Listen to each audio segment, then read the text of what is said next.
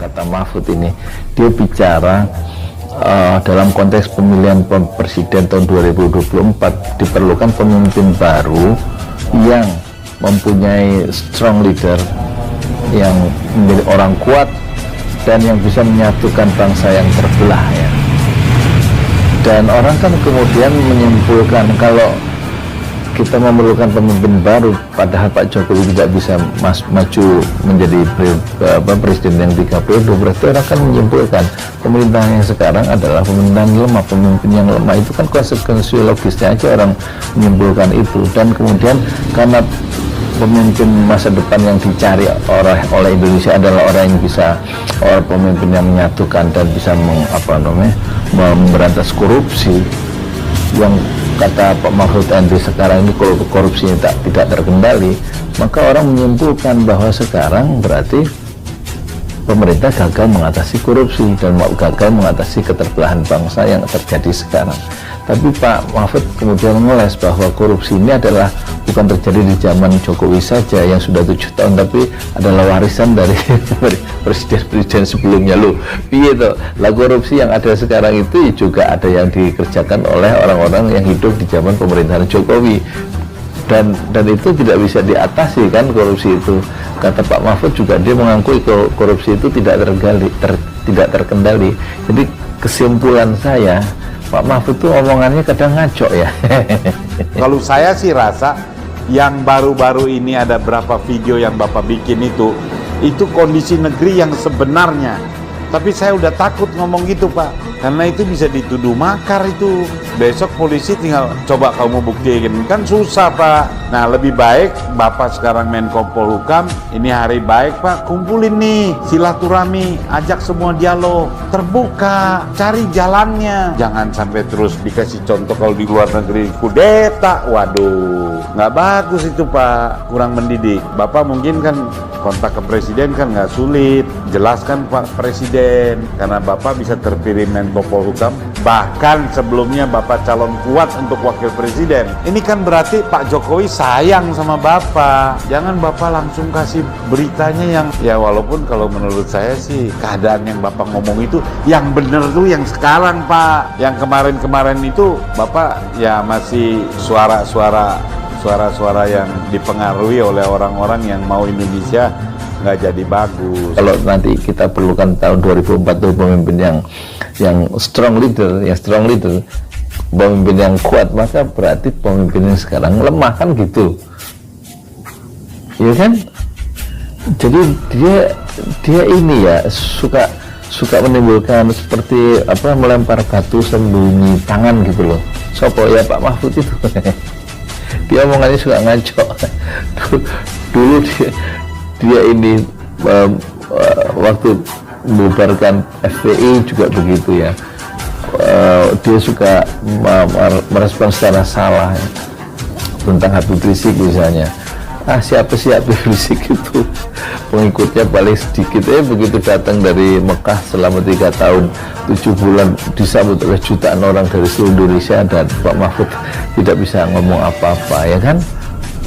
Karena sebelumnya dia ngomong siapa Habib Rizik itu. Habib Rizik itu bukan orang suci, bukan seperti Ayatullah Khomeini, tapi ternyata faktanya membalikkan prediksi dari Pak Mahfud. Yang kemudian setelah sebulan di sini tanggal 7 Desember itu kemudian anggota polisi Polda Metro Jaya membunuh 6 orang ya yang nggak bersalah, itu anggota dari Front Pembela Islam yang mengawal gurunya yaitu Habib Rizik Syihab, dibunuh dengan 16 peluru. Dan Pak Mahfud sebagai Menko Polhukam ya, Menko Menteri Koordinator Politik Hukum dan Keamanan, itu nggak ngomong apa-apa, nggak merespon, nggak mengecam pembunuhan itu. Kan mereka bukan koruptor, bukan teroris yang dikejar itu. Iringi dengan Habib Rizik pada tengah malam ya tanggal 7 Desember itu, dan juga bukan orang tersangka tapi dibunuh. Dan Pak Mahfud kemudian tidak memberikan semacam bela sungkawa terhadap keluarga secara terbuka. Itu berarti tidak memberikan apa-apa pernyataan, berarti kalau diam terhadap suatu kejahatan pembunuhan itu berarti Pak Mahfud setuju kan gitu. Mahfud MD mengatakan pemilu 2024 harus memilih strong leader karena yang sekarang harus diganti. Menteri Koordinator Politik, Hukum, dan Keamanan Mahfud MD mengatakan bahwa di pemilu 2024 nanti masyarakat perlu memilih pemimpin yang kuat dan bahwa presiden sekarang harus diganti. Hal ini disampaikan Mahfud MD saat meluruskan hoax bahwa ia menyebut pemerintahan sekarang lemah dan gagal sehingga menyerah. Dia meluruskan bahwa Indonesia memang akan memilih pemimpin baru pada tahun 2024 sebab pemilu memang tidak ditunda. Mantan Ketua Mahkamah Konstitusi ini menyinggung bahwa Presiden Joko Widodo sendiri telah memastikan pemilu 2024 tak ditunda. Kita harus mencari pemimpin yang kuat. Kita harus mencari pemimpin yang kuat, bukan karena pemimpin sekarang lemah dan gagal, ya tapi karena harus diganti melalui pemilu 2024 sesuai konstitusi. Begitulah kata Mahfud MD. Mahfud MD menjelaskan lebih lanjut bahwa adalah dua masalah yang dihadapi Indonesia saat ini, yakni polarisasi ideologi dan merajalelanya korupsi. Namun dia menegaskan dua masalah ini juga dihadapi semua pemerintah sebelumnya, bukan hanya soal sekarang. Ini sudah subur dan tak teratasi sejak SBY, Megawati, Gus Dur, Habibie. Kita perlu pemimpin kuat tahun 2024, bukan karena yang sekarang gagal, tetapi karena pemilu. Lebih lanjut, Mahfud MD juga meluruskan bahwa dia tidak pernah mengatakan Tentara Nasional Indonesia akan melakukan kudeta. Dia menjelaskan bahwa yang ia singgung adalah soal di Amerika Latin, di mana militernya akan melakukan kudeta dengan dalih menyelamatkan negara jika negara tidak bisa mengatasi perpecahan dan korupsi merajalela. Di Indonesia jangan terjadi itu. Pemilu 2024 harus memilih strong leader. Ya karena yang sekarang harus diganti. Mahfud MD lantas menyinggung survei lembaga negara menunjukkan bahwa kepercayaan publik masih tinggi. Oleh sebab itulah dia heran mengapa pernyataannya diasumsikan bahwa negara gagal dan menyerah. Skor penegakan hukum naik dari 49,1 pada 2019 menjadi 64 pada Februari 2022. Gagalnya di mana? Mau menyerah karena apa? Paling-paling membuat hoax lagi dan bilang itu survei abal-abal. Sementara itu aktivis Papua Natalius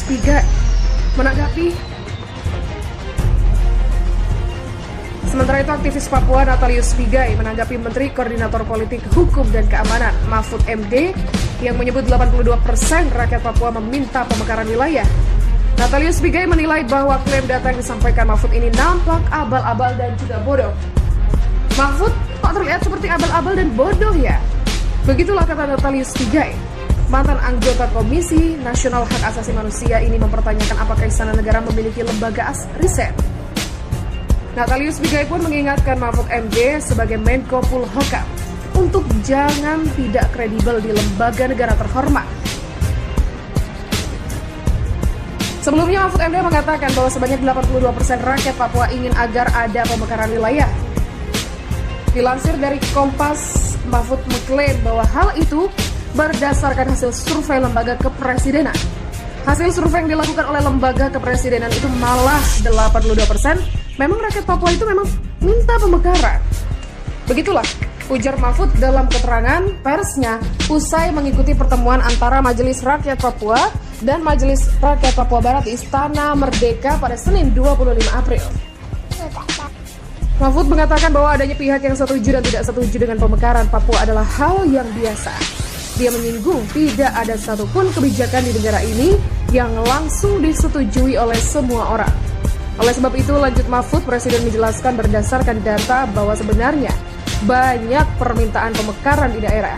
Ada 354 permohonan pemekaran dan berdasarkan kepentingan di Papua, kita mengabulkan untuk 3 provinsi. Dalam kesempatan itu, Mahfud MD juga membeberkan bahwa Majelis Rakyat Papua mengundang Presiden Jokowi datang ke Papua. Dia menyebut Presiden Joko Widodo sendiri mengatakan siapa sebab Papua menjadi bagian yang menjadi perhatian khusus Presiden. Ke provinsi lain, Presiden itu hanya 2 kali, 3 kali, tapi ke Papua sudah 14 kali. Dan Presiden langsung ke daerah terpencil, ke kabupaten, bukan ke ibu kota provinsi saja. Begitulah ujarnya. Menurut mantan Ketua Mahkamah Konstitusi itu, para pembuat dan penyebar hoax, kalau dalam istilah agama adalah pemakan bangkai. Dia lalu meluruskan pernyataannya yang benar.